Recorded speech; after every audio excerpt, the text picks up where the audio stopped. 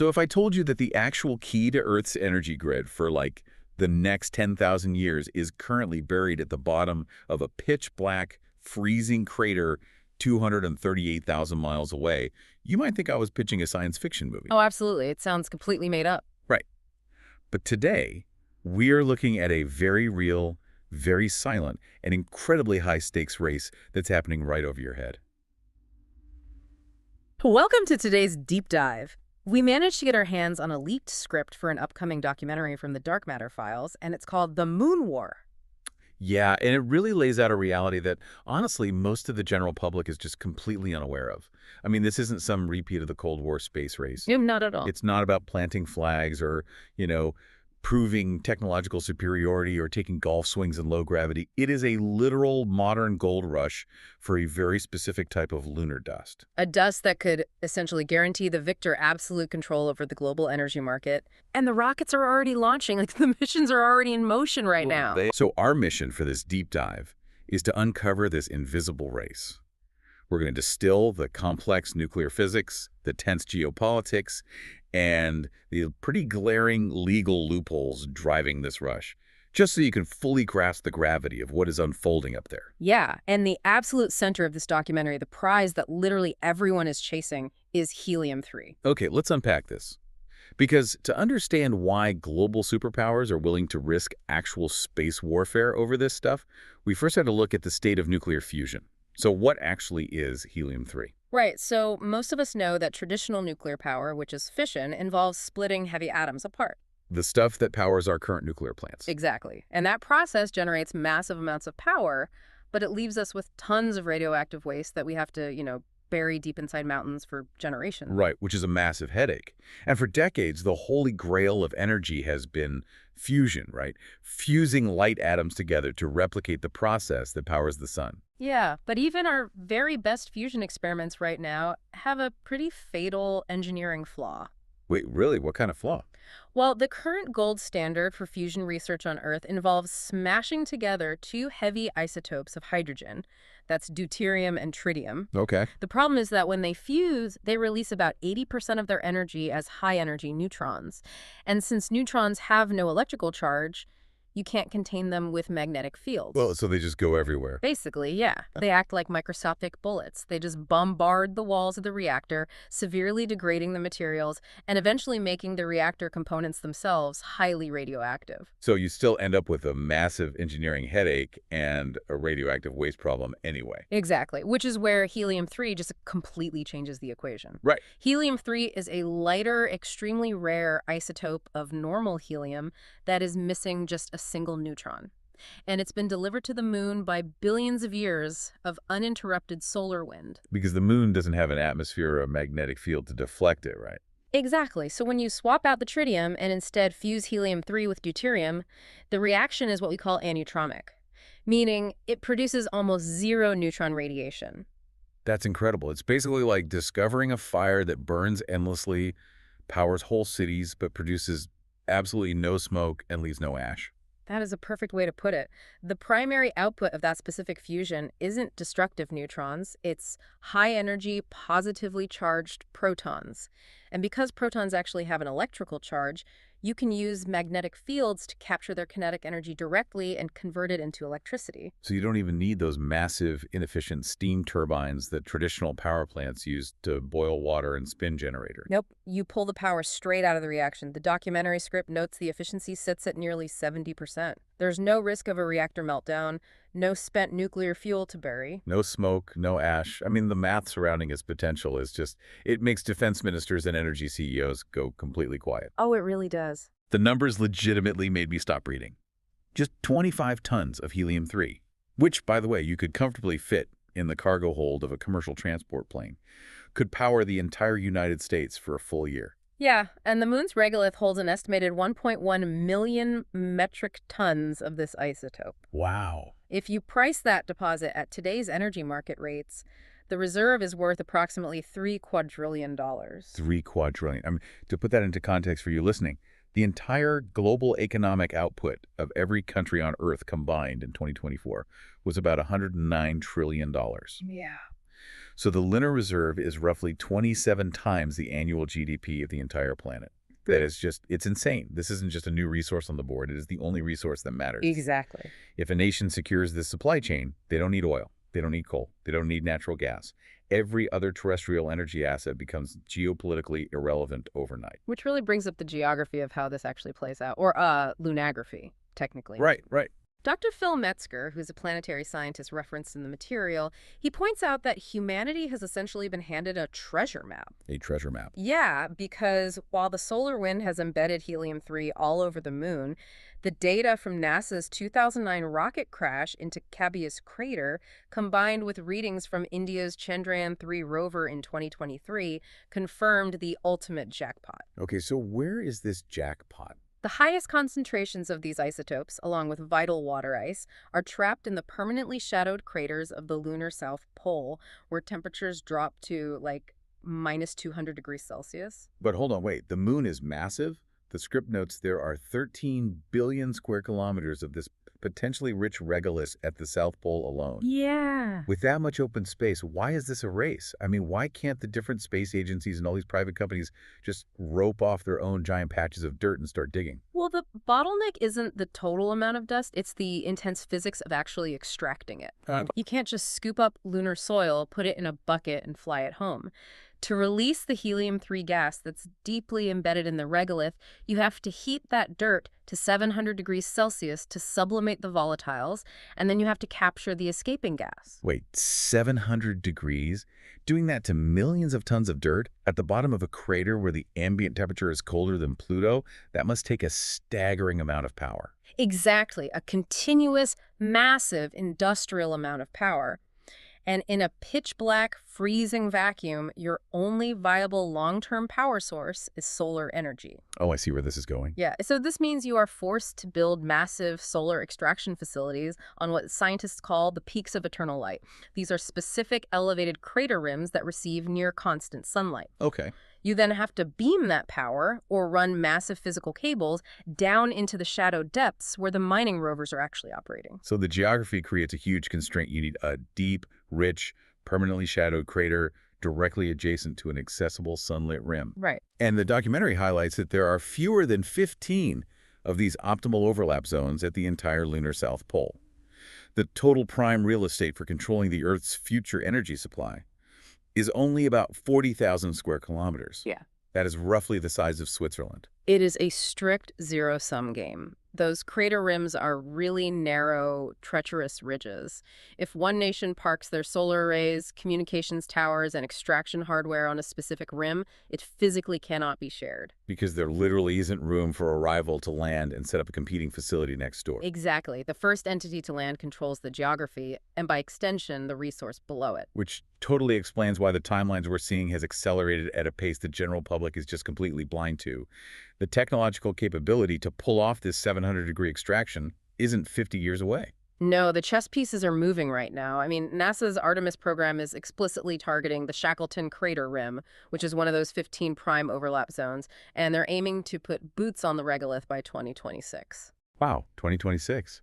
And China's moving just as aggressively with their change program, right? Oh, absolutely. They already pulled off the first far-side sample return in history in 2024. Now they're planning to run actual extraction and heating tests on the lunar surface by 2028.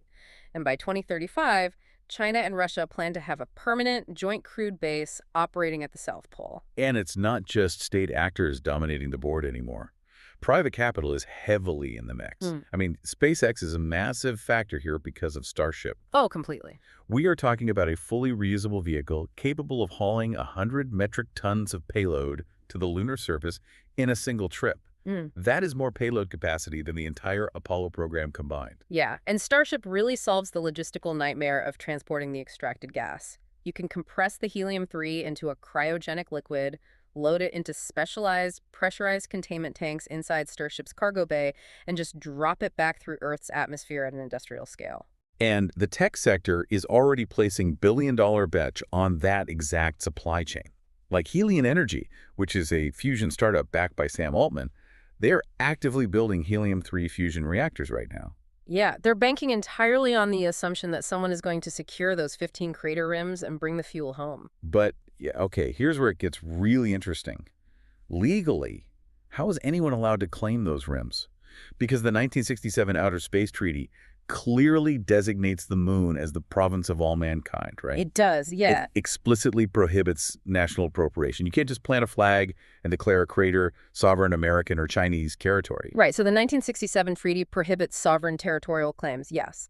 However, we have to remember that treaty was written at the height of the Cold War, primarily to prevent nations from putting nuclear weapons in orbit. Right. It completely lacks specific regulatory mechanisms for commercial resource extraction, mostly because space mining wasn't truly imaginable at the time. So, to navigate this legal void, the U.S. passed the Space Act in 2015. Which essentially argues that while you can't own the lunar land itself, an American citizen or company can legally own the resources they extract from it. Exactly. It's basically like maritime law. You don't own the international waters of the ocean, but you legally own the fish you pull up in your net. That's a great analogy. Dr. Franz von der Dunk, a space law expert featured in the documentary, he maps out how different nations are reacting to that exact framework. Because not everyone agrees with that interpretation, right? Right. The U.S. further established the Artemis Accords, trying to build an international consensus around this interpretation of resource extraction. But China and Russia, however, have not signed those accords. Okay. From their legal perspective, they view the U.S. domestic legislation as an illegal overreach into international territory. China's official stance is that these lunar resources belong to humanity as a whole, and they are positioning themselves to be the primary developer acting as humanity's steward. So underneath all the diplomatic phrasing, every major player is basically finding a legal framework that justifies taking the dust. Yeah, pretty much. And without an international enforcement body, the moon is effectively terra nullius, right? Nobody's land. And history repeatedly demonstrates that in a legal vacuum like terra nullius, effective control dictates the law. Right. Boots on the ground or, robots on the regolith establish the functional reality. If your extraction hardware is physically occupying the only sunlit rim, you control the resource, regardless of how a treaty from 1967 is interpreted back on Earth. Which is wild. So what does this all mean for us? Because the implications of that control are just staggering for everyone listening. They really are. Dr. Bob Mumgard, who is the CEO of Commonwealth Fusion Systems, he calls this the master key. Yeah. A massive influx of cheap, clean helium-3 fusion energy could literally eradicate energy poverty for the 675 million people currently living without electricity. It's incredible. It provides the massive power required for global water desalination, which solves the clean water crisis. It eliminates the need for fossil fuels, arresting climate change entirely. It is a genuine path to a post-scarcity energy economy. But, and this is the big but, whoever holds the master key becomes the absolute gatekeeper of the planet. Right. Winston Churchill's strategic pivot before World War I is just the perfect historical parallel here. How so? Well, Churchill made the decision to transition the British Royal Navy from coal to oil to gain efficiency and speed. But Britain didn't have domestic oil fields. Exactly. And that single shift anchored a century of intense geopolitical conflict in the Middle East, all stemming from the need to secure petroleum access. Wow. And now we have to multiply that dynamic by a factor of thousands. You have an energy source infinitely more powerful than oil, located entirely on a single celestial body, with extraction physically limited to 15 specific sites. Yeah. The nation that controls that lunar supply chain gains unprecedented leverage over every single economy and military apparatus on Earth. Which brings us to the absolute worst-case scenario outlined in the Moon War. What if China successfully lands an automated extraction facility at the absolute best site on the South Pole, and then 6 months later, NASA's Artemis mission arrives at that exact same crater? Because the geological data dictates it's the only high-yield spot left. Yeah, right? exactly. There is no space sheriff. There are no established borders. What actually happened? Well, we enter entirely uncharted territory. Space is no longer just a realm of scientific exploration. It is already formally designated as a warfighting domain. Right, the Space Force. Yeah. The U.S. established the Space Force specifically to protect space assets and secure freedom of operation, and China has established a structurally similar equivalent force. So are we talking about actual lasers on the moon? Well, the immediate risk isn't necessarily kinetic weapons firing on the lunar surface. The initial risk is a blocking event. A blocking event. Yeah. One nation deliberately parks hardware to physically obstruct another's rovers from accessing a permanently shadowed crater. And the diplomatic protests back on Earth would be completely toothless. basically. If that localized tension on the moon escalates, the conflict inevitably moves from the lunar surface into orbit. And escalation in orbital space is uniquely terrifying because of the Kessler syndrome. Oh, absolutely. The documentary goes deep into this. Yeah, in low Earth orbit, objects are moving at roughly 17,000 miles per hour. And at that velocity, kinetic energy is catastrophic. I mean, a tiny fleck of paint hits another object with the force of a 550-pound anvil. That's horrifying. So if someone deliberately targets a rival satellite with a kinetic weapon, it doesn't just disappear. It shatters into thousands of pieces of high-speed shrapnel. Right, and those pieces immediately tear through adjacent orbital planes, destroying other satellites. Why, it's cascades. Exactly. Those newly destroyed satellites then shatter, creating tens of thousands of new projectiles. You get an exponential runaway chain reaction. Within hours, the Earth's orbit becomes an impassable blender of hypervelocity debris. And the real-world impact of a Kessler cascade hitting tomorrow is almost apocalyptic for you and me. It's not just a problem for astronauts or telescopes. Yeah, not at all. Your internet routing goes down. Yeah. The atomic clocks on GPS satellites that synchronize global banking transactions just vanish, freezing ATMs and financial markets instantly. Yeah. Global supply chains collapse because cargo ships and air traffic control systems are blinded. Modern civilization would be knocked back decades in a single afternoon. It's chilling. Todd Harrison from the CSIS Aerospace Security Project, he notes that the militarization of space is already a reality. Yeah. The pressing question is whether international bodies can establish binding rules of engagement before an isolated incident over a lunar crater triggers that orbital cascade. Which is a huge question. Groups like the Hague International Space Resources Governance Working Group and the UN Committee on the Peaceful Uses of Outer Space are actively trying to draft frameworks. But as the timelines show, the window is closing fast. Really fast. Once permanent extraction infrastructure is built on those 15 crater rims, the facts on the ground will be incredibly hard to negotiate away. It's wild to think about. For 4.5 billion years, the moon was an unreachable, unifying symbol. Every human who ever lived looked up at the exact same glowing sphere. Yeah. But now, in our lifetimes, it is transitioning into a strategic mine. The geopolitical rules of the next epoch of human history are about to be set in regolith. It represents the ultimate test of our technological capability versus our diplomatic maturity. Well said. Okay. I want to leave you with one final thought to mull over, a paradox that sits at the very heart of this deep dive. Helium-3 offers humanity the unlimited clean energy required to truly become a spacefaring civilization. It is the exact fuel we need to push beyond our home planet to Mars and beyond. Right. But if our earthly instincts for territorial control and resource hoarding trigger a Kessler syndrome debris field during the race to secure it, the very fuel meant to take us to the stars might permanently trap us here on Earth. We could lock ourselves beneath a cage of our own shattered satellites. We found the master key to the universe, but we've wired the lock to a bomb. Tonight, when you step outside, take a moment to look up at the moon. You aren't just looking at a rock in the sky anymore. You are looking at the most important battleground in human history. Thanks for joining us for today's deep dive.